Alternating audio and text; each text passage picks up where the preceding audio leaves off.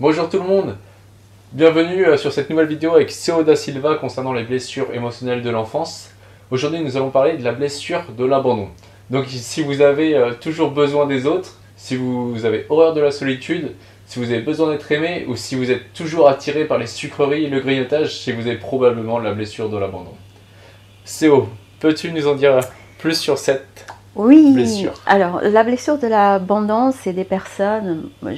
Elles sont formidables, ces personnes-là, parce qu'ils ont une particularité, et on sait tout de suite qu'elles sont dans ces blessures-là, c'est que quand ils sont amoureux, ils soulèvent des montagnes. Lorsqu'ils sont sans amour, tout seuls, eh bien, ils savent rien faire. Alors, les personnes qui sont dans l'abandon, c'est des personnes qui ont toujours besoin d'être aimées. Une soif d'amour, d'être désiré par l'autre, quoi qu'il arrive. Par exemple, si vous dites à une personne qui est dans l'abandon d'aller au cinéma tout seul, ben cette personne, elle ne peut pas aller au cinéma tout seul. Elle va vous dire, oui, mais je vais au cinéma et je fais quoi après? J'ai personne, je ne vais pas partager. Donc ils vont être dans ce mécanisme-là. La blessure reste une blessure comme toutes les autres blessures, mais ce qui va donner la tendance de mécanisme, c'est évidemment le masque que la personne va mettre pour cacher cette blessure de l'abandon.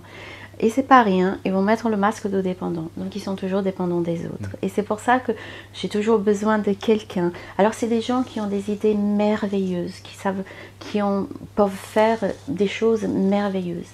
Mais s'il n'y a pas le moteur derrière, s'il n'y a pas l'autre qui est là pour lui dire « c'est bien ce que tu as fait », ben, elle ne fait rien et ça reste que des idées et il n'y a pas la concrétisation en fait. Pour une fille, l'abandon vient de papa. Une problématique à l'homme après parce qu'il cherche, quand elle cherche l'homme, elle cherche papa finalement. Le garçon, c'est la maman, donc problématique à la femme, souvent il cherche la maman. Alors, dans le corps physique, on les voit, comment est-ce qu'on peut les voir? Alors, ils ont des épaules assez carrées, mais légèrement tombantes. Et ils sont, pour une femme, elle a une poitrine, une belle poitrine, hein, ce qu'on dit une belle poitrine, ce qu'on rêve toutes. Et en fait, ils sont quand même un peu forts, ils sont quand même un peu costauds. Voilà, là, ce sont ces personnes-là qui sont dans l'abandon. Quels sont les avantages à finalement accepter cette blessure? Alors les avantages évidemment à accepter cette blessure sont grandes et sont grandissantes, parce que si j'accepte cette blessure, que ma blessure est l'abandon, en fait je vais aimer, peut-être je vais avoir quelqu'un, je vais avoir un compagnon, une compagne, mais ce sera d'un amour différent, puisque je vais pouvoir aimer cette personne sans intérêt, sans peur d'être abandonné à nouveau.